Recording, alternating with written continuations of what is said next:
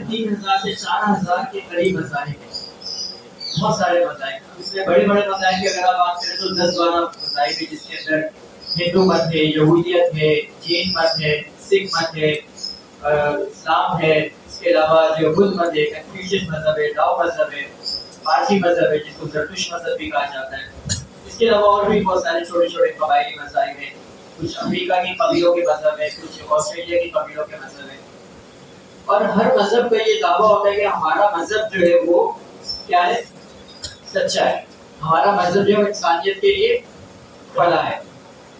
تو سوال ہے کہ کیسے بھلا ہے؟ اس کے لیے بہت سارے طریقے اختیار کیے جا سکتے ہیں کسی بھی مذہب کو جانچنے کے لیے. اب جو طریقے اختیار کریں گے وہ یہ کریں گے جس کو کہا جاتا ہے کارٹیزین میتھڈ. اس کو آسان انداز سے سمجھاتا ہوں. مثال کے طور پر اگر ایک ٹوکری کے اندر بہت سارے سیب رکھے ہوئے ہوں اور آپ سے کوئی یہ کہے کہ اس میں سے جو ہے نا 7 جو تازہ سیب ہے وہ نکال لو، اور بہت سارے سیب، تو بجائے اس کے کہ آپ اس میں سے تازہ جو 7 سیب ہے اس کو الگ کریں، آپ کیا کریں جو خراب سیب اس کو الگ کرتے ہیں تو باقی جو بچیں گے وہ صاف کریں. یہ ایک میتھڈ ہے جو عام طور پر فلسفے میں استعمال کیا جاتا ہے کہ آپ اگر دو چیزوں کو الگ الگ کرنا ہے تو آپ کیا کریں جس کے اندر نقص ہے اس کو آپ الگ کرتے ہیں، باقی چیزوں کو بہت واضح ہوتے ہیں. تو آج جس طریقے سے جس منہج سے ہم ان چیزوں کو آگے لے کر چلیں گے وہی طریقہ ہوگا. اور سب سے پہلی چیز کسی بھی مذہب کے بارے میں کہ وہ حقیقت ہے یا نہیں ہے، ہمیں دیکھنا چاہیے کہ اس مذہب کے اندر تصور خدا کیا ہے. سب سے پہلی بات تو یہ کہ کیا وہ کسی خدا کو مانتا بھی ہے یا نہیں مانتا. کیونکہ آپ کو پتہ ہے بہت سارے دنیا میں ایسے مذاہب بھی موجود ہیں جو کہ خدا کو نہیں مانتے، خدا کو نہیں مانتے، وہ کہتے ہیں کہ خدا نہیں، لیکن وہ مذہب ہے اس کے باوجود. بدھ مت میں بہت سارے ایسے فرقے موجود ہیں، جین مت میں بہت سارے ایسے فرقے موجود ہیں.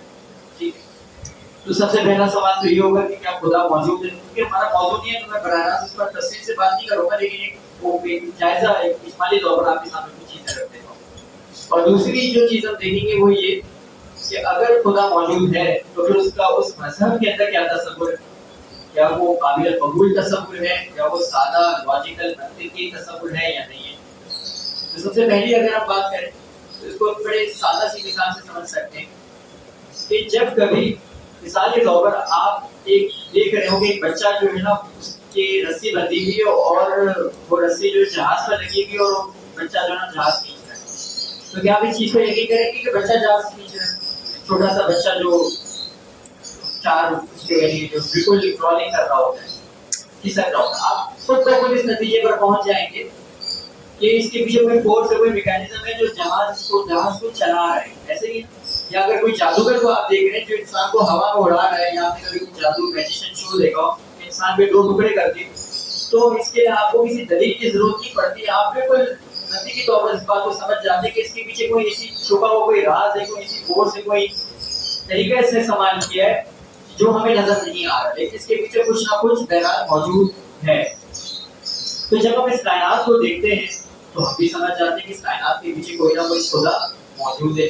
ایک اور اس کی اگر مثال ہے، اگر آپ پرندوں کو دیکھیں تو آپ کو پتہ ہے پرندے کتنا لمبا سفر کرتے ہیں.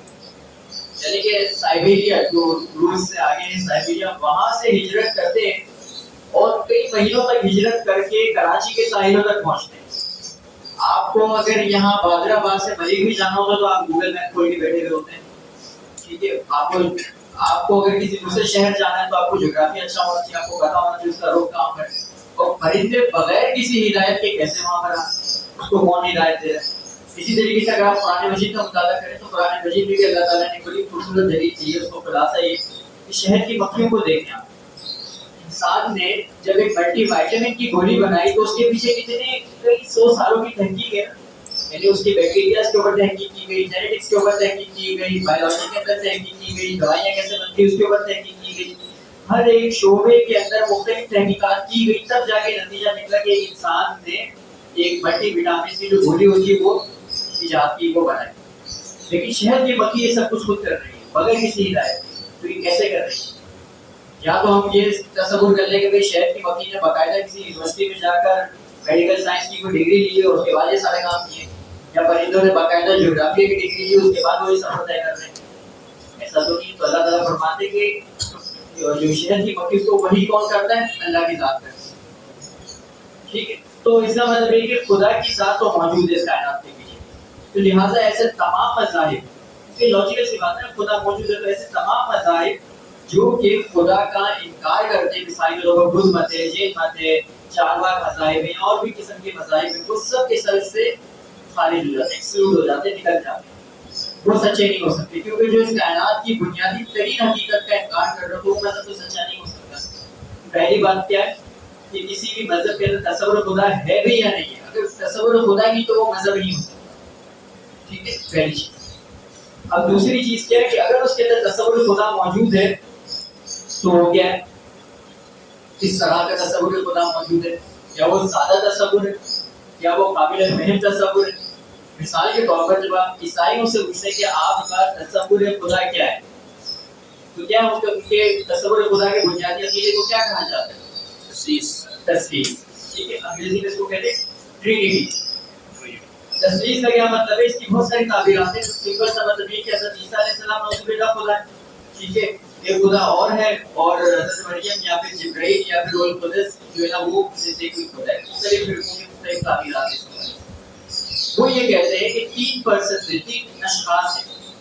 حضرت عیسیٰ علیہ السلام اگر ہم ان کے اصطلاحات میں بات کریں، فادر یعنی باپ، سن بیٹا اور روح القدس.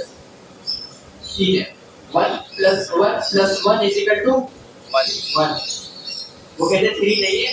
ہم کہتے ہیں کہ بھائی یہ ایک چائے کا کپ ہے، دوسرا چائے کا کپ ہے، یہ 2 کپ ہے. ٹھیک ہے، وہ کہتے ہیں کہ نہیں بھائی 1+1+1=1 بھی 1 ہے 3 نہیں ہے. کتنا لاجیکل کانسیپٹ ہے.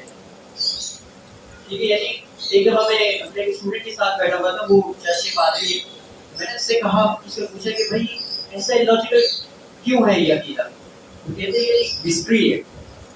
یہ کسی ہمارا عقیدہ جو ہے نا ایک ایسا عقیدہ ہے، اللہ نے جو تو اللہ ہی لفظ استعمال کرتے ہیں وہ بھی لیکن اللہ نے چاہا کہ انسان غیب کے اوپر یقین رکھے اور ایسا عقیدہ رکھے کہ بس یسوع پر ایمان لے آئے اور بس وہ یقین رکھ لے، بھلے اس کی سمجھ میں آئے یا نہ آئے.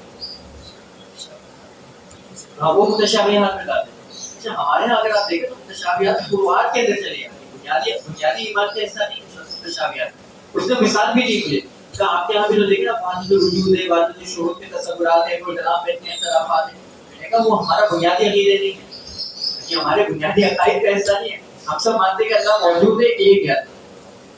ٹھیک ہے، اس کے بعد جو ضمنی مباحث ہیں اس کے اندر اختلافات آ جاتے ہیں. لیکن آپ کا تو بنیادی عقیدہ ہی تثلیث کا عقیدہ ہے اور ایسا عقیدہ جو بالکل ناقابل فہم ہے، جو بنیادی ریاضی کے خلاف ہے. اس نے کہا کہ دیکھیں ایک ترکون ہوتا ہے نا، ٹرائنگل ہوتا ہے تو وہ ایک ہوتا ہے لیکن 3 ہوتا ہے نا. میں نے کہا بھائی ہوتا تو ٹرائنگل ہی ہے نا، آپ اس کو خط مستقیم تو نہیں کہہ سکتے، آپ اس کو سیدھی لکیر تو نہیں کہہ سکتے کہ ایک ہے. ہوتی تو وہ بھی 3 ہی لکیر ہے جس سے ایک مل کر ہوتا ہے. تو یہ عجیب و غریب قسم کے تصورات اس کے اندر موجود ہیں. تو کسی بھی مذہب کے اندر اگر کوئی عقیدہ ایسا عقیدہ ہے جو ناقابل فہم ہے تو ہم اس کو کیسے مانیں گے؟ اب اگر آپ بائبل کا مطالعہ کریں تو بائبل کے اندر جو عیسائیوں کی جو بنیادی کتاب ہے، اناجیل اربع جس کو ہم کہتے ہیں، اور اس کا کچھ اور بھی حصہ ہے، اس کے اندر حضرت عیسیٰ علیہ السلام اس کے عقیدے کے مطابق آپ کو بتا رہا ہوں کہ حضرت عیسیٰ علیہ السلام نے گاسپل آف میتھیو یعنی کہ انجیل متی باب نمبر 26 اور آیت یعنی ترجمہ number 39 gospel of Matthew chapter 36 verse number 39. اس کے لیے بات دیکھی بھی کہ جب حضرت عیسیٰ علیہ السلام کو صلیب پر چڑھایا گیا تو انہوں نے دعا کی حضرت اللہ تعالیٰ سے. اب سوال یہ ہے کہ اگر وہ خود خدا تھے تو پھر دعا کس سے کی؟ سی بات ہے، اگر وہ خود خدا ہے تو دعا کس سے کر رہے ہیں؟ پھر آپ پڑھیں gospel of John chapter number 7 verse number 16. اس میں حضرت عیسیٰ علیہ السلام فرماتے ہیں کہ جو کچھ میں بیان کر رہا ہوں وہ میری تعلیم نہیں، وہ میرے بھیجنے والے کی تعلیم ہے. یعنی وہ ادھر رسالت بیان کر رہے ہیں نا. تو اگر وہ خود خدا ہے تو اس کو بھیجا کس؟ یعنی کہ وہ یہ کہہ رہے ہیں کہ میں اپنے آپ کو ہی بھیجنے والا ہوں. یہ کسی عجیب و غریب لاجیکل بات ہے. آپ یسایہ کی پوری کتاب پڑھ لیں، یہ عہد نامہ قدیم کا حصہ ہے جس میں حضرت عیسیٰ علیہ السلام یہودیوں کے مطابق یعنی جو مسیح آئے گا اس کی پیشن گوئی ہے، عیسائیوں کے مطابق حضرت عیسیٰ علیہ السلام کی جو آمد ثانی ہے اس کی پیشن گوئی ہے، اور مسلمانوں کی جو محققین ان کے مطابق نبی کریم صلی اللہ علیہ وسلم کی پیشن گوئی اس کا موجود ہے اور بعض پیشن گوئی اس میں حضرت عیسیٰ علیہ السلام کی. تو وہ کہتے ہیں کہ وہاں پر جگہ جگہ ایک الفاظ ایک فکر استعمال کیا گیا کہ خدا کا خادم آئے گا. خدا کا خادم آئے گا. تو اگر حضرت عیسیٰ علیہ السلام خود خدا ہے تو خدا کا خادم کیسے ہو گئے؟ یعنی کیا وہ اپنے ہی خادم ہے؟ سمجھ آ رہی بات آپ؟ مطلب کتنا ایک عجیب سی کھچڑی بنی ہوئی، ایک عجیب سی پیچیدگی اس کے اندر آپ کو واضح طور پر نظر آ رہی ہے کہ عقیدہ جو ہے کلیئر نہیں ہے. تو جو مذہب آپ کیسا عقیدہ دے رہے ہو جو آپ کو سمجھ میں نہیں آ رہا ہو، جو کہہ رہا ہے 1+1+1=3 جو کہہ رہا ہے باپ بیٹا ہے، بیٹا باپ ہے، اور جو رول قدس ہے وہ بھی باپ ہے، لیکن تینوں ملا کر ایک ہی ہے. تو آپ کو بھی جملہ میں نہیں تھا کہ سمجھ آیا ہوگا جو میں نے کہا. تو یہ کیسا عقیدہ؟ ٹھیک ہے، تو یہ چیز جو ہے نا وہ دیکھنے کی سب سے پہلی چیز کہ اس مذہب کے اندر عقیدہ سادہ ہے یا نہیں. اس کے برعکس اگر آپ اسلام میں دیکھیں تو اسلام میں کتنا سادہ عقیدہ ہے. اسلام میں کیا ہے؟ توحید کا عقیدہ. قل هو الله احد الله الصمد لم يلد ولم يولد ولم يكن له كفوا احد. تصدیق سے کتنا سادہ عقیدہ. پھر خدا کی صفات بھی، خدا ایک تو خدا کا تصور ہے نا، اور یہ کہ خدا کیسا ہے اس کے بارے میں بھی اگر آپ دیکھیں. مثال کے طور پر اگر آپ بائبل کا مطالعہ کریں، کتاب تخلیق بالکل پہلی کتاب ہے، اس کا 8واں باب، اس میں لکھا ہوا ہے کہ 6 دن خدا نے کائنات کو تخلیق کیا اور نعوذ باللہ 7ویں دن اللہ نے یا خدا نے کیا کیا؟ چھٹی کی، آرام کیا. اسی وجہ سے سیٹرڈے یا سنڈے کو چھٹی، جو آج ہمارے یہاں تصور ہے نا چھٹی کا، وہ یہیں سے آیا ہے. کیونکہ یہودی الگ دن مانتے ہیں، عیسائی الگ دن مانتے ہیں، تو وہ سیٹرڈے سنڈے دونوں کی چھٹی، دونوں خوش رہیں گے. تو وہ کیا کہتے ہیں کہ آرام کیا تھا. اسی بات کے اندر آپ دیکھیں کہ حضرت وہاں پہ لکھا ہوا ہے کہ نعوذ باللہ حضرت آدم علیہ السلام کو خدا کی چہل قدمی کی آواز سنی. خدا کی چہل قدمی کی آواز یہ کہ ایک ایسا تصور آپ کو مل رہا ہے خدا کا جو کہ انسانی تصور ہے، انسان نما تصور ہے. ایسا خدا جس کو آپ کہہ سکتے ہیں کہ دیوتا کی طرح ہے، جیسے ہندوؤں کے یہاں دیوتاؤں کا تصور ہوتا ہے اس طرح کا خدا ہے. یا آگے چل کے جب حضرت نوح علیہ السلام کا واقعہ آتا ہے تو وہاں پر بھی اسی طرح کے الفاظ ہیں کہ خدا جو ہے نا اس نے کائنات کو تخلیق کیا، انسانوں کو بنایا، اور اسے جب دیکھا کہ انسان کو یہ حرکتیں کر رہا ہے تو وہ شرمندہ ہو گیا. ایسی بات ہے خدا کی ذات، یعنی خدا سے وہ جذبات، وہ اعمال منسوخ کیے جاتے ہیں جو کہ انسانوں کے. آپ وہاں پر چلے جائیں، استثناء میں چلے جائیں 30ویں چیپٹر میں، وہاں پر کیا لکھا ہوا ہے؟ سوری، کتاب تخلیق کا 30واں چیپٹر ہے، وہاں پر لکھا ہوا ہے کہ خداوند نے اور اس نے حضرت یعقوب علیہ السلام نے نعوذ باللہ کشتی لڑی. یہ وہ تصور ہے جو عیسائی آپ کو دے رہے ہیں. وہ کہتا ہے کہ یہ خدا کا دین ہے. آپ ہندوؤں کی بات کرنے چاہیں، عیسائیت کو اگر آپ دیکھتا کبھی رکھ لیں، ہندوؤں کی بات کریں. ہمارے ساتھ عبد الرحمان بھائی ہیں، موجود ہیں آگے. عبد الرحمان بھی پیچھے بیٹھے ہیں. وہ پہلے ہندو تھے، انہوں نے اسلام قبول کیا تھا. وہ زیادہ اس بارے میں بہتر جانتے ہوں گے چیزوں کو. شیو ان کا سب سے بڑا خدا مانا جاتا ہے کہ جو شیو کا فرقہ ہے اس کے میں جو کہا جاتا ہے کہ ڈسٹرائر ہے، یعنی جیسے ہمارے یہاں کہ فنا کرنے والا وہ ذات ہے. اس کے بارے میں آتا ہے قرآنوں کے اندر کی مذہبی کتاب قرآن، اس کے اندر آتا ہے کہ وہ اپنی ایک بندی، اس نے بہت عبادت کی اور وہ اس کے سامنے آیا، اس کے سامنے اپنا جذبہ اس کو دکھایا اور وہ اس کے حسن سے متاثر ہو گیا. خدا کے بارے میں یہ بات آئی تو اس کے حسن سے. ڈرامہ آپ نے دیکھا ہوگا کبھی، اگر ہندوؤں میں کبھی کسی کو مائتھولوجی پتا ہو، ان کی جو مالائی داستان ہے، اس کی 4 چہرے ہوتے ہیں. تو کہانی آتی ہے قرآن کے اندر کہ ہوا یہ کہ راما کا جو بیٹی تھی تو اس نے اس کو دیکھا تو اس نے طریقے سے اس نے شہوت محسوس کی، تو وہ اپنے آپ کو چھپانے کے لیے دوسری جگہ چلے گئی. تو اس نے ادھر دیکھا ایک چہرہ یہاں نکل آیا، پیچھے چلے گئی تو اس کا چہرہ وہاں نکل آیا، ادھر چلے گئی تو اس کا یہاں چہرہ نکل آیا. یہ کس کے بارے میں بات کی جا رہی ہے؟ خدا کے بارے میں، وہ جو خالق ہے ان کے نزدیک. وشنو کے بارے میں آپ دیکھیں تو یہ قصے موجود ہیں.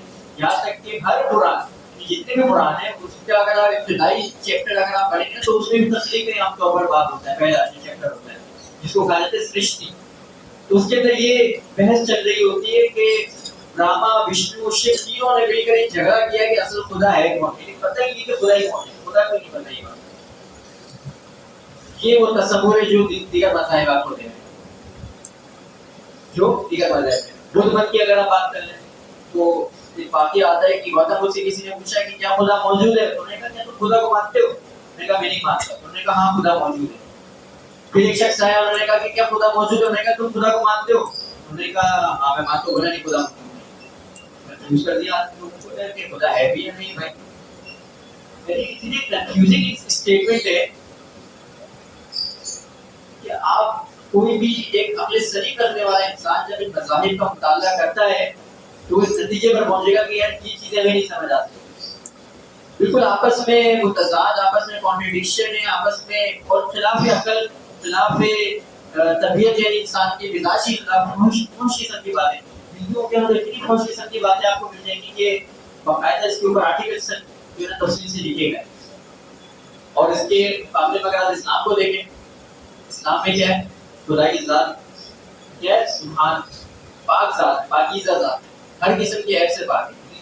سورہ جو اخلاص ہے اگر آپ اس کو بھی پڑھ لیں، باقی پورے قرآن کو آپ ایک طرف رکھیں، صرف اخلاص کو اگر آپ دیکھ لیں تو کتنا واضح، کتنا جامع، کتنا کلیئر کانسیپٹ ہے کہ اللہ کی ذات ایک ہی، کل اللہ، اللہ کی ذات ایک ہی، اللہ بے نیاز ہے، اللہ الصمد، لم یلد ولم یولد، اس کی ذات سے کوئی پیدا ہوا ہی نہیں ہے، نہ وہ کسی سے پیدا ہوا ہے.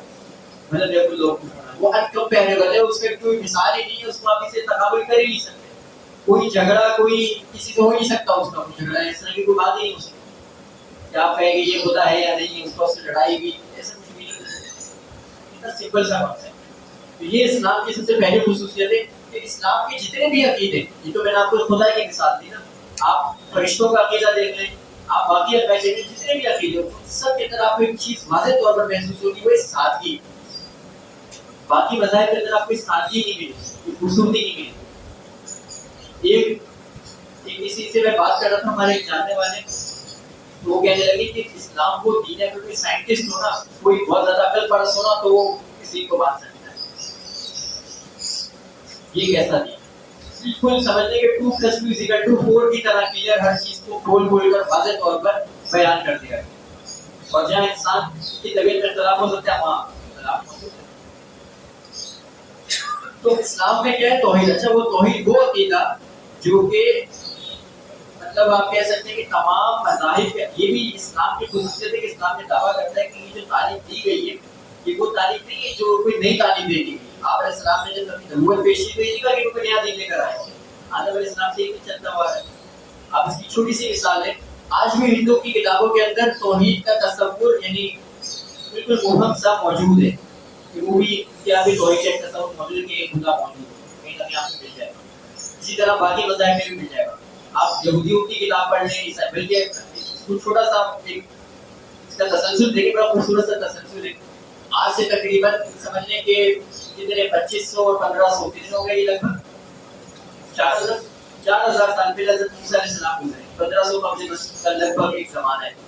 حضرت موسیٰ علیہ السلام سے منسوب کتاب ہے استثنا. اس کے اندر حضرت موسیٰ علیہ السلام سے منسوب ہے، یعنی ان کا جملہ ہے کہ سنو بنی اسرائیل، شمع اسرائیل، ایڈونائی الوہائی، کہ تمہارا رب کون ہے؟ وہ اللہ ہے.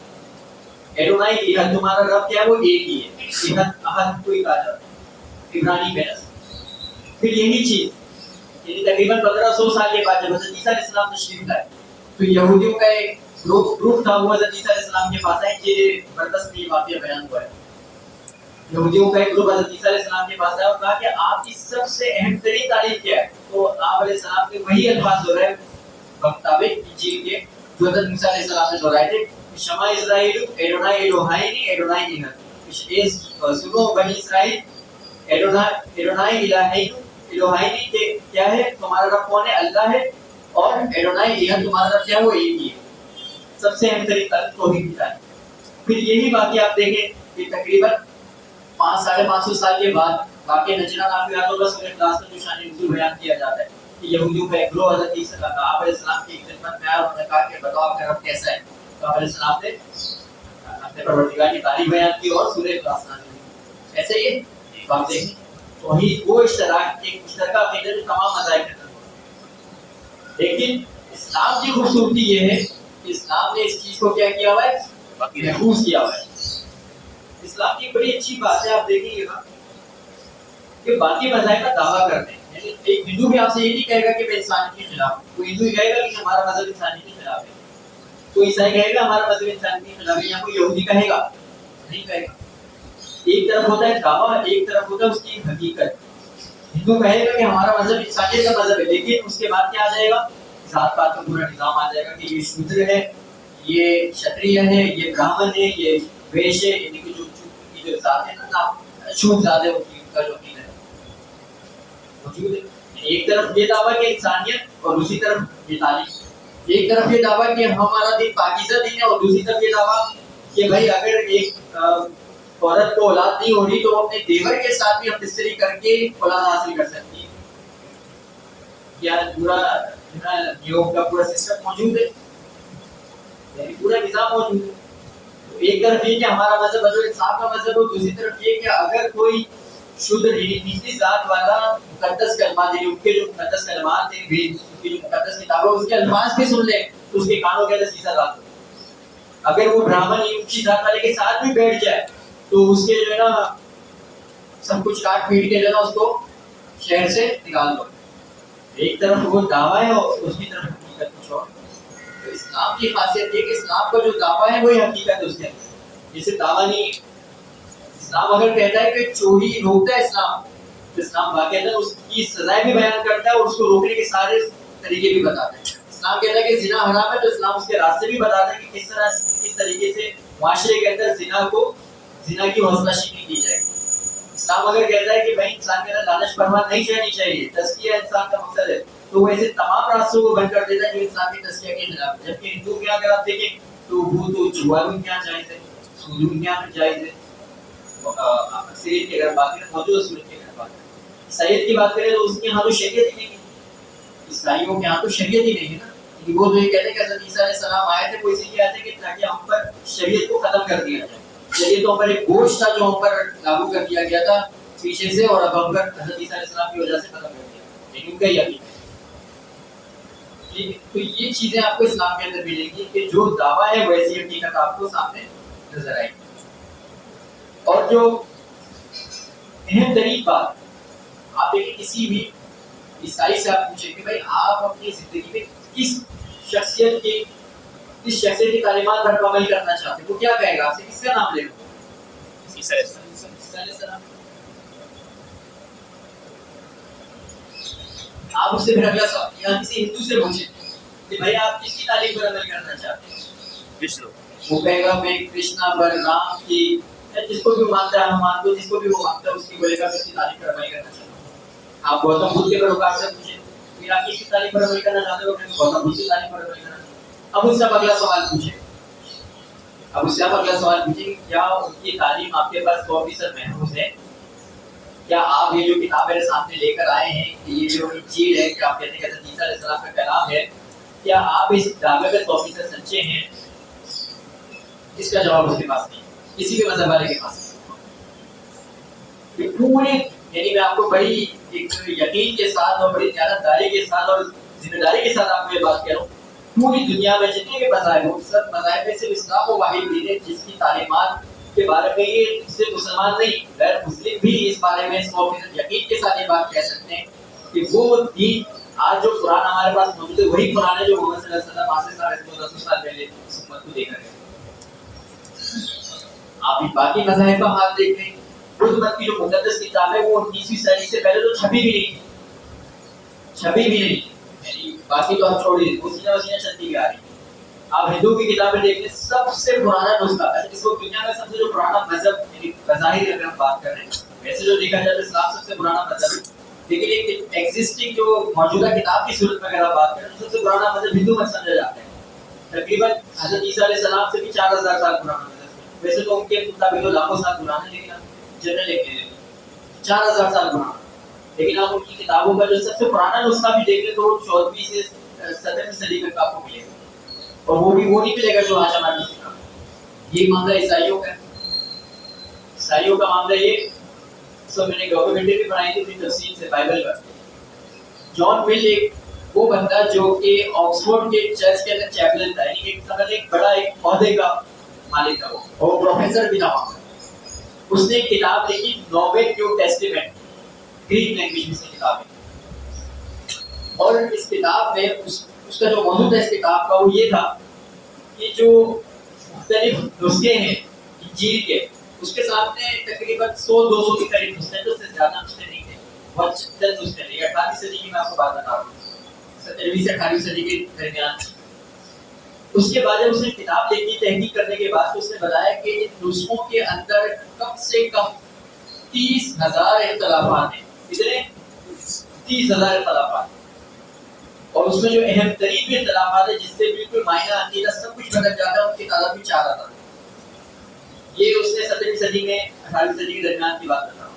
اور آج ہمارے پاس تقریباً بہت سارے نسخے موجود ہیں بائبل کے. اور اگر آپ گوگل کر لیں، یہ ایسی بات ہے بالکل کھلی کتاب کی بات کری بات ہے، آپ گوگل کر لیں کہ بائبل کے اندر کتنے نسخے اختلافات ہیں تو آپ کو ملیں گے. کم سے کم جو اہم ترین اختلافات ہیں نا وہ ہے 2 لاکھ. اہم ترین جو اختلافات ہیں وہ کتنے؟ 2 لاکھ اختلافات. عیسائیوں کا جو بنیادی عقیدہ ہے کیا ہے؟ ٹرینیٹی ہے نا. ٹرینیٹی جس ورس کے اوپر، جس فکرے کے اوپر استوار ہے، یعنی جہاں سے وہ اپنا عقیدہ اخذ کرتے ہیں، اس کو کہا جاتا ہے جوہنائٹ کوما. کیا کہا جاتا ہے؟ جوہنائٹ کوما. یہ یوحنا کے خطوط کا بالکل پہلا سمجھے ابتدائی جو 5 فکرے جو ہے نا جملے وہ ہے. اس کے بارے میں تقریباً 240 کے قریب جو ہے نا وہ اسکالرس، بڑے بڑے اسکالرس بیٹھے، تمام مکاتب میں فکر کے، ایک مکتب میں فکر کا نہیں، عیسائی کے تمام مکاتب میں فکر کے، اور انہوں نے فیصلہ سنایا کہ یہ بائبل کا حصہ ہی ہے. وہ پرانے جتنے بھی نسخے اس کے اندر یہ موجود ہی نہیں. بلکہ آپ یہ حوالوں کی باتیں آپ کو یاد نہ بھی ہو، تحقیقی باتیں آپ کو یاد نہ بھی ہو، ایک سمپل سی آپ ایک بات یاد رکھیں. کسی عیسائی سے پوچھیں کہ حضرت عیسیٰ علیہ السلام کی زبان کیا تھی، تو آپ کو بتائے گا ان کی زبان کیا تھی؟ سامی. اول تو بولے گا پتہ ہی نہیں تھی. سامی کیٹیگری ایک جیسے پہ زبانوں کی، ساری زبانوں میں سے کون سی زبان تھی؟ تو اول تو بولے گا پتہ نہیں، اور جو بولے گا پتہ ہے تو اس زبان کا نام لے گا آرامی زبان. ایرامک جس کو کہا ہے آرامی زبان. اب آپ اس سے پوچھیں کہ سب سے پرانا جو نسخہ تمہارے پاس موجود ہے بائبل کا وہ کون سا ہے؟ وہ بولے گا گریک کہتا ہے، جس میں یونانی زبان کہتا ہے. سوال یہ کہ اصل تو کتاب ہی نہیں. حضرت عیسیٰ علیہ السلام کون سی زبان بول رہے ہیں؟ آرامی. اس سے جو نقل کرنے والے وہ کس میں نقل کیا؟ آرامی میں. اس سے نقل کرنے والوں نے کس سے نقل کیا؟ عبرانی میں. اس سے نقل کرنے والوں نے کس سے نقل کیا؟ گریک یونانی میں. وہ ہمارے پاس نسخے موجود ہیں. اب پتہ ہے اصل کتاب محفوظ بھی ہوگی محفوظ نہیں ہو سکتی. پورے کے پورے چیپٹرز غائب ہوتے ہیں بعضوں پر. آپ 2 جو نا نسخے دیکھ لیں. ایک دفعہ چرچ میں وزٹ کر گئے اپنے اسٹوڈنٹس کو مطالعہ دھیان کا جو شعبہ ہے ہمارا، اس میں لے کر گیا. بڑا دلچسپ واقعہ ہوا. میں بچوں کو لے کر گیا اور میں نے بچوں کو کہا ہوا تھا کہ آپ لوگ جو ہے نا، میں کوئی بھی اسلام پر اعتراض کرتے ہیں یا اگر آپ کو اپنے مذہب کی دلیل بتائیں گے تو اس وقت آپ کو کاؤنٹر نہیں کروں گا وہاں پر. اس کی وجہ یہ کہ میں چاہتا ہوں کہ آپ لوگ پھر اس کا نقطۂ نظر سنیں، سمجھیں کہ کیا ہے، پھر میں آپ کو بتاؤں گا کتنا کمزور ہے. اور میں نے 2 منٹ کے اندر ان کو بتا دیا کیسے. انہوں نے کہا کہ بچوں نے سوال پوچھے کہ آپ کی کتابیں بائبل ہے وہ تو بالکل الگ الگ ہیں اور سب کے اندر اختلافات ہیں. ان کو لگا بچوں کو لگا پتہ ہی نہیں. وہ میں نے کہا کہاں اختلاف؟ کوئی اختلاف نہیں. آپ ثابت کر دو کہ اختلاف ہے. کوئی اختلاف نہیں. پھر انہوں نے بائبل سے ایک بس پڑھ کے سنایا کہ خدا کی بات کبھی بھی نہیں کر سکتی. اچھا وہ جو جملہ تھا وہ تھا قیامت کے بارے میں، کہ خدا کی جو بات ہے کہ جو ہونے والی جو بات ہے کہ قیامت ہے وہ نہیں کر سکتی. لیکن اس کو انہوں نے کس معنوں میں لے لی؟ الفاظ کے معنوں میں لے لی. ٹھیک ہے. میں خاموش رہ کے بیٹھا. پہلے ساری باتوں انہوں نے جتنی بھی دلیلیں دینی تھی انہوں نے دے دی. انہوں نے کہا ساری دنیا میں بائبل ایک جیسی ہے. میں نے کہا ہمارا نیکسٹ وزٹ کہاں پر؟ انہوں نے کہا چرچ کی لائبریری. میں نے کہا بس میں یہی تھا. اب لائبریری میں ہم گئے. میں نے 2 بائبل اٹھائی، ایک نیو انٹرنیشنل ورژن اور ایک کنگ جیمز ورژن. میں نے ایک بچی کو پڑھا گیا. میں نے کہا وہ گاسپل آف جان کی چیپٹر نمبر 11 کی ورس نمبر 10 پڑھنا ذرا. اس نے پڑھی. میں نے کہا آگے پڑھو. پہلے میں نے پڑھا. پہلے میں نے 10ویں ورس پڑھی، اس نے بھی 10ویں پڑھی. میں نے 11ویں پڑھی. میں نے کہا 11ویں پڑھو. سر اس میں تو ہے ہی نہیں.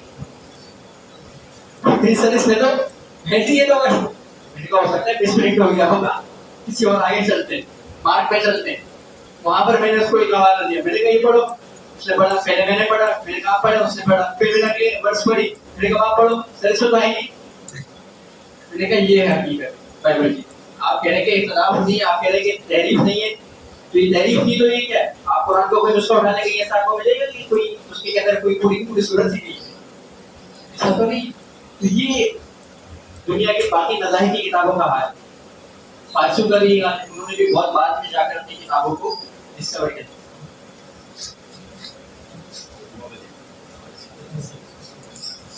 جی چلے پھر تو مزید 10 منٹ آگے لے کے چلتے ہیں. جبکہ قرآن مجید کا حال کیا ہے؟ جس سے میں نے آپ کو بتایا کہ مسلمان نہیں انسائکلوپیڈیا بریٹینیکا اٹھا کر دیکھنا, غیر مسلموں کی تحریر اٹھا کر آپ دیکھ لیں. ایک بڑی دلچسپ اس میں ریسرچ ہوئی تھی جنگ عظیم جب دوم ہوئی تھی سیکنڈ ورلڈ وار, اس وقت جرمنی کا ایک ادارہ ہے میونک یونیورسٹی نام اس کا, وہاں پر انسٹیٹیوٹ آف قرآن فار شرق کے نام سے ایک ادارہ ہے. وہاں پر انہوں نے کیا کیا, جب یہ چیزیں سامنے آنے لگی نا بائبل کے حوالے سے, کیا بائبل کے اندر جتنے اختلافات ہیں, لاکھوں اختلافات ہیں, تو انہوں نے کہا کہ اب قرآن کو بھی جمع کرتے ہیں تو تاکہ قرآن کی جو اختلافات لوگوں کو پتہ چلے. انہوں نے کیا کیا, پوری دنیا سے مختلف جو پرانے نسخے تھے وہ نسخے حاصل کیے, کچھ کی فوٹو کاپیز حاصل کی, اس کو کمپیئر کیا, تقابل کیا, ساری چیزیں کی. تقریباً 42,000 نسخے, کتنے 42,000 نسخے قرآن کے مختلف جمع کیے اس لیے سے کہ قرآن کو تحریف شدہ کتاب ثابت کیا جائے. اس کی جو فرسٹ پری میچور جو رپورٹ آئی تھی, یعنی کہ فائنل رپورٹ سے پہلے والی جو رپورٹ آئی تھی, وہ رپورٹ یہ بتاتی ہے کہ ہم نے 42,000 نسخوں کو آپس میں کمپیئر کیا, کہیں پر کوئی اختلاف نہیں تھا. جہاں پہ اختلاف تھا وہ یہ تھا کہ مثال کے طور پر کہیں لکھا ہے بسم اللہ الرحمن الرحیم, کہیں بھی لکھا ہوا ہے کہ بسم اللہ الرحیم, تو اس کا مطلب ہے کہ کسی نے کاتب سے غلطی ہوئی کیونکہ باقی سارے نسخوں میں وہ صحیح ہے. تو یہ بڑی لاجیکلی پتہ چل جاتا ہے کہ کہیں پر کاتب سے کتابت کی کوئی غلطی ہو جائے تو الگ چیز, لیکن اصولی طور پر کہیں پر بھی کوئی فرق موجود نہیں, یہ ان کی اپنی رپورٹ ہے. پھر اس کے بعد وہاں پر کیونکہ جنگ عظیم دوم بھی تو وہاں پر بم گرا, اس میں بہت سارے نسخے وہاں پر ضائع ہو گئے. اس وقت عیسائیوں کے بھی جتنے بھی پرانے نسخے ہیں بائبل کے, وہ سب کے سب موجودہ بائبل سے مختلف ہیں. قرآن کی صورتحال تو یہ کہ اِنَّا نَحْنُ نَزَّلْنَا الذِّکْرَ وَإِنَّا لَهُ لَحَافِظُونَ, تو اس کی حفاظت کون کر رہا ہے؟ اللہ تعالیٰ کی ذات کر رہا ہے. آپ نے بھی نہیں کر رہے, اللہ کی ذات کر رہی ہے اس کی حفاظت. اور اللہ نے اس کی کتابوں کی اس دین کی حفاظت کا والے کی یا تو کیسے محفوظ ہے. تو بنیادی بات یہ کہ اگر میں چاہتا ہوں مجھے اگر محبت ہے حضرت عیسیٰ علیہ السلام سے, کرشنا سے, جو بھی میرا مذہب ہے, اور میں اس کے مذہب پر عمل کرنا چاہتا ہوں, کی تعلیم پر عمل کرنا چاہتا ہوں, پہلے تو میرے پاس اس کی تعلیم ہونی چاہیے نا. تعلیم کے لیے تو میں کیسے عمل کروں گا؟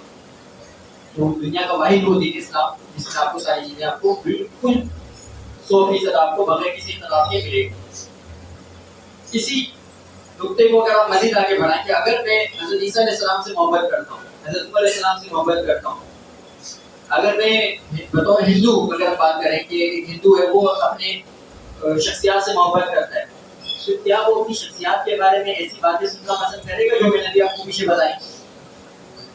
میں یہاں پہ نقل نہیں کروں گا. بائبل کی جو ابتدائی کتاب ہے اس میں آپ حضرت موسیٰ علیہ السلام کے حوالے سے, آدم علیہ السلام کے حوالے سے, یعقوب علیہ السلام کے حوالے سے, نوح علیہ السلام کے حوالے سے واقعات پڑھ لیں کہ کیا کچھ نہیں ملتا ان کے بارے میں. اس کا آنا نہیں سب جو پیار بہت کچھ ملتا ہے. بطور ایک محبت کرنے والے انسان کے تو ہم تو ان کے بارے میں برداشت نہیں کر سکتے. تو جو عیسائی جو یہودی اس کے اوپر عمل کر رہا ہے, وہ جو اپنے جو دعویٰ یہ کر رہا ہے کہ مجھے حضرت عیسیٰ علیہ السلام سے محبت ہے, وہ کیسے اس کے اوپر عمل کر سکتے ہیں؟ وہ کیسے اس کو حقیقت مان سکتے ہیں؟ جو ہندو کہتا ہے کہ بھائی میں کرشنا سے محبت کرتا ہوں, وہ کیسے مان سکتے ہیں کہ کرشنا جو ہے وہ وقت چوری کرتے تھے, یا وہ جو گوپیوں کے ساتھ جو ہے نا وہ سیکچولی جو ہے نا وہ ان کے افیئر چل رہے تھے, یا ان کی جو ہے نا 16,000 جو ہے نا وہ بیویاں تھی, 16,000 ایک. کیسے مان سکتا ہے؟ نہیں مان سکتا ہوں. آپ اس کو بولے کہ بھائی اگر تم شیو سے محبت کرتے ہو, اگر تم برہما سے محبت کرتے ہو, تمہارا دعویٰ ہے نا تمہاری اٹیچمنٹ ہے, تو کیا تم یہ مانتے ہو کہ جو تمہاری کتابوں میں لکھا ہوا ہے, جو برہما پران میں, وشنو پران میں, شیو پران میں جو لکھا ہوا ہے کہ یہ جو ہے نا وہ سیکچولی اتنے زیادہ تھے کہ پتہ نہیں کس کس کے ساتھ زنا کیا انہوں نے. یعنی ہم یہ نہیں کہتے کہ ان شخصیات کے بارے میں جو کچھ لکھا ہے وہ صحیح لکھا ہے, ہمیں نہیں پتہ, بلکہ اللہ بہتر جانتے ہیں. جو ہمارے اکابرین کا جو موقع ہوتا ہے ان کے بارے میں اس طرح کی باتیں خود بیان نہیں کرتے کبھی, لیکن آپ ان سے سوال کر سکتے ہیں بھائی اگر آپ ان سے محبت کرتے تو آپ کو تو یہ چیزیں نہیں مانی. جبکہ اسلام کی اگر آپ بات کریں, اسلام میں پیغمبروں کا تصور بالکل پاکیزہ تصور, معصوم ہوتے ہیں, سے کوئی بھی شرک, کوئی بھی گناہ, کوئی بھی اس طرح کی چیز سرزد نہیں. یہ اسلام عقیدہ دے رہا ہے جو ہمارے پیغمبروں کی جو عصمت ہے, جو ہمارے پیغمبروں کی جو شان ہے, جو ناموس اس کی حفاظت کر رہے ہیں, باقی کی حفاظت نہیں کر رہے. اور آخری جو اس کے اندر نقطہ ہے, جو بڑا اہم نقطہ ہے, وہ یہ اسلام دنیا کا وہ واحد دین ہے جو دین فطرت ہے. اس دین فطرت سے کیا مراد ہے؟ دین فطرت کا مطلب صرف یہ نہیں کہ ہم عام طور پہ سمجھتے ہیں کہ بھائی بچہ پیدا ہو گیا لوگ مسلمان پیدا ہو. دین فطرت کا مطلب یہ ہے کہ انسان کی جو فطرت ہے اس کے عین مطابق ہے, جو اللہ تعالیٰ نے اس کے جو سیٹ آف رولز متعین کیے. اس پر حجت اللہ والی میں بڑی ایک زبردست کتاب ہے, اگر آپ اس کو پڑھیں اس حوالے سے آپ اس کے اندر بڑے حیرت انگیز آپ اس کے اندر نکات آپ کو ملیں گے. اس کا جو خلاصہ ہے ایک بات کا وہ میں آپ کو بتاؤں. اس کے اندر لکھا ہوا نظر کی ضرورت انسان کو کیوں ہوتی ہے. شاہ ولی اللہ نے جو بات مانتے ہیں وہ فرماتے ہیں کہ جس طریقے سے ایک گائے ہے ٹھیک ہے نا, وہ کیا کھاتی ہے, گھاس کھاتی ہے, شیر گوشت کھاتا ہے, اس کی نیچر ہے نا, اس کی فطرت ہے. اگر اس فطرت کے خلاف چلے گا تو کیا ہوگا, بیمار ہو جائے گا, مر جائے گا. ایسے ہی اسی طریقے سے انسان کی فطرت یہ ہے کہ وہ شریعت کے اوپر عمل کرے. اس کے خلاف ہو جائے گا تو کیا ہو جائے گا, اس کی ذات میں بھی اور انفرادی طور پر بھی اور اجتماعی طور پر بھی انتشار پھیلے گا. مثال کے طور پر اگر اس ملک سے آپ یہ ٹریفک کے جو قوانین ہے اس کو ختم کر دیں, کیا ہوگا پھر؟ کتنے حادثات ہو رہے ہیں. ابھی تو عمل نہیں کرتے رہتے ہیں, کچھ ہوتا ہے. اگر آپ بالکل ہی ختم کر دیں کہ آپ سے کوئی چالان نہیں ہوگا, جس سے جو کرنا اپنی مرضی کرے, تو کیا ہوگا, انتشار پھیل جائے گا. تو نظر کی ضرورت بھی آپ کو اسی وقت معلوم ہوتی ہے جب یہ اس کی غیر موجودگی ہو. اور یہی ہوا جب آپ مغرب میں دیکھتے تو آپ کو پتہ چلتا ہے کہ انہوں نے نظر کچھ اور کے ساتھ کیا کچھ نہیں ہوا. اسلام دین فطرت یوں بھی ہے کہ اس کے ہر ایک حکم انسان کی فطرت کے مطابق ہے. میں آپ کو اس کی ایک کیس اسٹڈی کے طور پر دیتا ہوں. منگولیا میں تقریباً 12ویں صدی عیسوی کے قریب ایک بہت بڑی جنگ ہوئی اور اس میں کئی لاکھوں لوگ مارے گئے. یعنی کہ جو آبادی تھی 12-13 لاکھ سے کم ہو کر کتنی ہو گئی, 2.5-3 لاکھ ہو گئی. جب 2.5-3 لاکھ آبادی ہو گئی تو وہاں پر اب لوگ ظاہر سی بات ہے جنگیں ہوئی ہیں تو لوگ وہاں پر پریشان ہیں, مینٹلی جسمانی اعتبار سے بڑا کرب میں تھے. تو وہاں پر ایک مذہب نے انٹری کی, جس نے بدھ مذہب نے انٹری کی. بدھ مت مطلب بدھ مت ایک ایسا مذہب ہے جو کہ پورا ایک نفسیاتی اس کا ایک پورا سسٹم ہے, نفسیات سے ملتا جلتا ہوا مذہب. تو وہاں پر لوگوں کو میڈیٹیشن کروایا گیا اور انہوں نے بڑا اچھا سکون محسوس کیا. اب ان کے لیے بڑا ایک سمجھیں کہ دوا ایک نشے کے طور پر ان کو مل گیا کہ ہاں ہم جو پریشان تھے, ایک اذیت میں تھے, ذہنی طور پر جو بے سکونی تھی اس کا تو سکون مل گیا. لیکن ہوا کیا, ہوا یہ کہ جب انہوں نے اس مذہب پر عمل کرنے کی کوشش کی تو آدھے سے زیادہ لوگ کیا بن گئے, راہب بن گئے, بھکشو بن گئے. بھکشو بن گئے. اب بھکشو ان کے یہاں آئیڈیل یعنی کہ بہترین زندگی ایسا حکم یہ کہ آپ کیا کریں, شادی نہیں کریں, آپ اپنی نسل نہیں چلائیں, آپ اپنے اس جنسی معاملات سے دور رہیں. تو جو آبادی 2.5 لاکھ تھی وہ اس پر کے لاکھ کے اوپر آ گئی.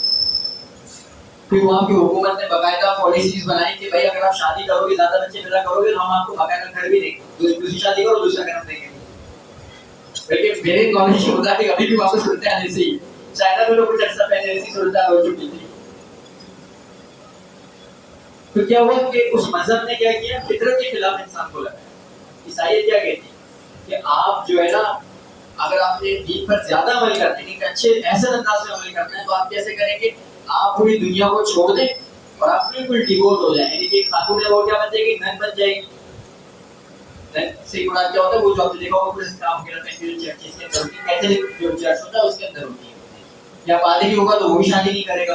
اور جب انسان کی فطرت کے تقاضے روکیں گے تو پھر کیا ہوگا, وہی جو چرچز کے اندر ہوا ہے اس کی داستانیں آپ سن سکتے ہیں, مطلب کتابوں میں لکھی ہوئی ہے. کیا کیا, فطرت کے خلاف کام کیا, فطرت سے بغاوت کی. جب کبھی فطرت سے بغاوت ہوگی تو وہ جو ایسا مذہب جو فطرت سے بغاوت پر یعنی انحصار کرتا ہو یا ڈیپینڈ کرتا ہو, تو وہ تو خدا کا نہیں ہو سکتا. اسلام کے معنوں میں بھی دین فطرت ہے کہ اس کا ہر ایک حکم ایسا حکم ہے جو انسان کی فطرت کے عین مطابق ہے. بڑا مشہور واقعہ جس کا خلاصہ میں آپ کو بتاؤں, نبی کریم صلی اللہ علیہ وسلم کے پاس کچھ لوگ آئے, صحابہ کرام میں. ایک نے کہا کہ میں جو ہے ساری زندگی روزے رکھوں گا, ایک نے کہا میں شادی نہیں کروں گا, ایک نے کہا کہ میں عبادت کرتا رہوں. صحابہ اسلام نے اس کی تائید کی یا اس کی ڈانٹا کیا نا. آپ نے کہا کہ تم کیا اس سے زیادہ تک پر. تو اسلام فطرت کے مطابق ہے اور یہ چیز آپ کو کسی بھی مذہب میں نہیں ملے. آپ ہندو سے پوچھیں گے نا کہ بھائی آئیڈیل کیا, تو بولے گا کہ آئیڈیل یہ کہ آپ سنیاس لے لو, آپ یہ ساری دنیا میں کو چھوڑ کے جنگلوں میں چلے جاؤ, شادی بیاہ یہ سب کچھ کو چھوڑو. اور اسلام وہ دین ہے وہ جو کہتا ہے کہ آپ دنیا کے اندر رہو, دنیا پر عمل کرو, دین کی حدود کے اندر رہتے ہوئے اللہ کی بڑائی کی زینتوں سے لطف اندوز ہو, لیکن حدود کے اندر رہتے. تو یہ ایک بنیادی کچھ نکات تھے جو امید ہے کہ بات آپ کو سمجھ آ گئی ہوگی. بنیادی باتیں وقت میں یہاں کے سامنے رکھی ہیں. اگر کوئی سوال ہے تو آپ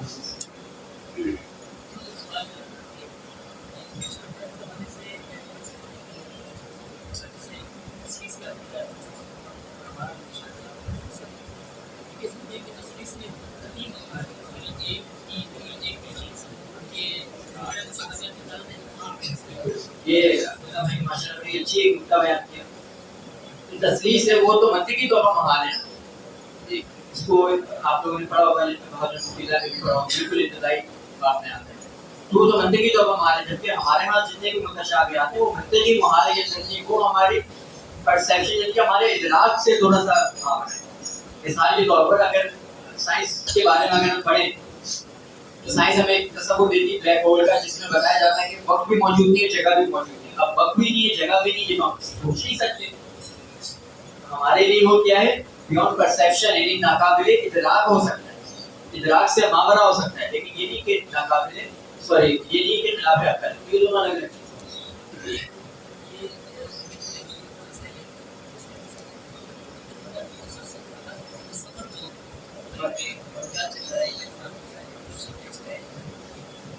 عیسائیوں کے جو ہے نا بنیادی طور پر دو بڑے فرقے, ویسے ان کے بہت سارے فرقے, بڑے فرقوں کی اگر میں بات کروں تو دو بڑے فرقے ہیں, ایک کیتھولک ہے اور دوسرا پروٹسٹنٹ ہے. کیتھولک وہ ہے جو کہ ان کا ماننا ہے کہ حضرت عیسیٰ علیہ السلام سے ہماری جو سلسلہ چلتا ہوا آ رہا ہے وہ پطرس تک چلا, پطرس کے بعد جو ہے نا وہ بالکل پوپ چلے, جو عیسائیوں کا آج تک پوپ کا جو سلسلہ چلتا ہوا آ رہا ہے.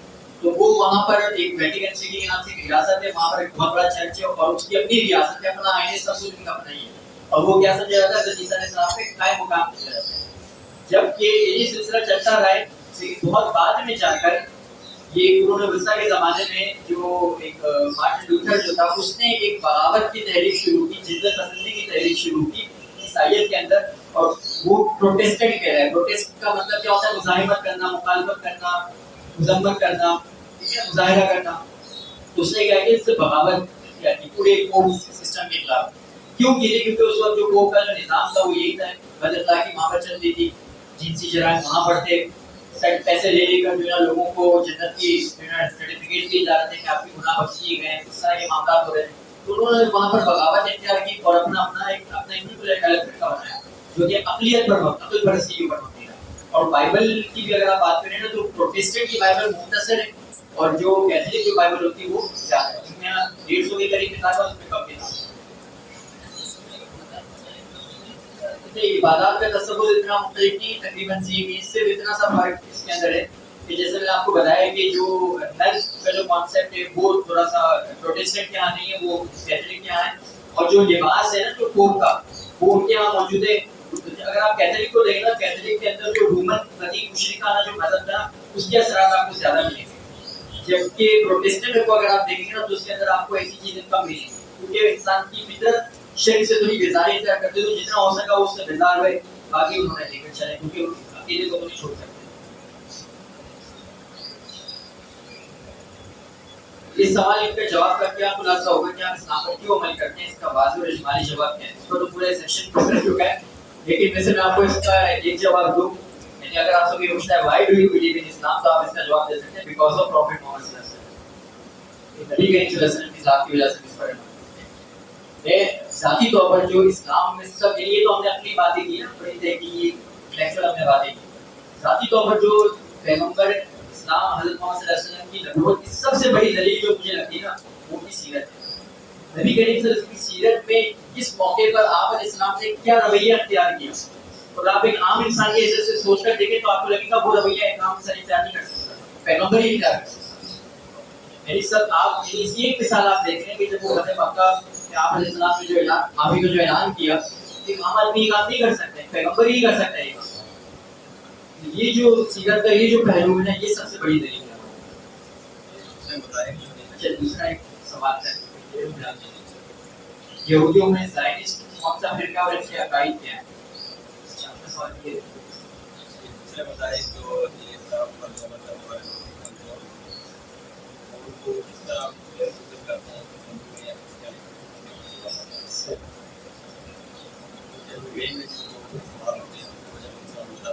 اچھا, ایک یہ سوال آیا تھا یہودیوں کے یہاں جو زائنسٹ یعنی جو سیونی جو تحریک ہے وہ کیا ہے. یہ اصل میں جو یہودی ان کا ایک عقیدہ ہے, سارے یہودی بھی سیونی نہیں ہوتے, یہ بھی ذہن میں رکھنے والی بات ہے. یہودیوں کا ایک خاص فرقہ جو سیونی کہلاتا ہے, اور ان کا یہ عقیدہ ہے کہ ایک مسیح جو ہمارے نزدیک دجال ہوگا وہ آئے گا, اور اس کو تب آئے گا جب ہم ہیکل سلیمانی کی تعمیر دوبارہ سے کر لیں گے, جب ہم پوری گریویڈ اسٹائل کو تعمیر بنا چکے ہوں, تیار کر چکے ہوں. تو اس کے لیے جو پولیٹیکل جو سیاسی چیزوں جو ہے جو کر رہے ہوتے ہیں ان کو صحیح نہیں کہا جاتا ہے. عام سے میں آپ کو اندازے تشریح. لیکن خود یہودیوں کے یہاں ایک بہت بڑے تعداد میں لوگ موجود ہیں, جیسے آرتھوڈوکس اگر یہودیوں کو دیکھیں یا باقی یہودیوں کو دیکھیں, سنی یہودیوں کو دیکھیں, تو وہ ان کو نہیں مانتے, وہ خود ان کے خلاف ہوتی ہے. لیکن اس وقت جو عالمی سطح پر جو پاور کے اندر ان کے پاس کوئی قوت ہے وہ یہودی طاقت. ایک سوال ایک بڑا اچھا تھا کہ کس طریقے سے غیر مسلم جو ہے نا وہ آپ کو جو ہے اسلام سے برزن کرتا ہے اور اپنے مذہب کی طرف حامی کرتا ہے. بڑا اچھا سوال ہے. دیکھیں اس کے پاس اپنے مذہب کو بیچنے کے لیے تو کچھ بھی نہیں ہے, یہ بات تو طے شدہ ہے ان ساری بنیادی باتوں کے بعد. اب وہ کیا کرے گا, اب وہ یہ کرے گا کہ وہ آپ کو یہ بولے گا کہ اسلام میں جو عمومی طور پر اعتراضات کیے جاتے ہیں بڑے مشہور سے اعتراضات ہیں, اس پر آپ نے پڑھا بھی ہوگا کہ بھائی لانڈری کا تصور ہے, غلامی کا تصور ہے, شادیوں کا, اس طرح کی جو یہ چیزیں وہ آپ کے سامنے لے کر آئیں گے. یا پھر اس وقت یعنی آج کے جدید دور کی اگر ہم بات کریں خاص طور پر جو مجاہدین ہیں وہ ایک ہی چیز لے کر آئیں گے, وہ ہے دہشت گرد. لیکن اس مذہب جو دہشت گردی بنا کر اسلام سب سے بڑا جو ہے دہشت گرد مذہب ہے, وہ آپ کو اس سے آپ کو پسند کریں گے. اس سے جواب تو ہم اپنے اندر سے دے سکتے ہیں, پورا پڑھ کے دے سکتے ہیں, وہ تو ڈیپینڈ کرتا ہے کہ آپ تو سوال پہ ڈیپینڈ کرتا ہے نا اس نے کیا سوال پوچھا.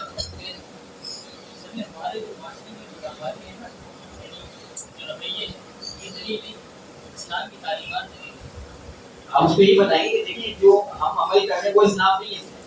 اصل اسلام تو وہ جو پیغمبر اسلام کی سیرت ہے. آپ اس کے اوپر کوئی اعتراض کریں تو آپ بات کر سکتے ہیں, اس کے اوپر تو کوئی اعتراض نہیں کرنا. سب سے جو آئیڈیا ہے وہ نہیں ہے.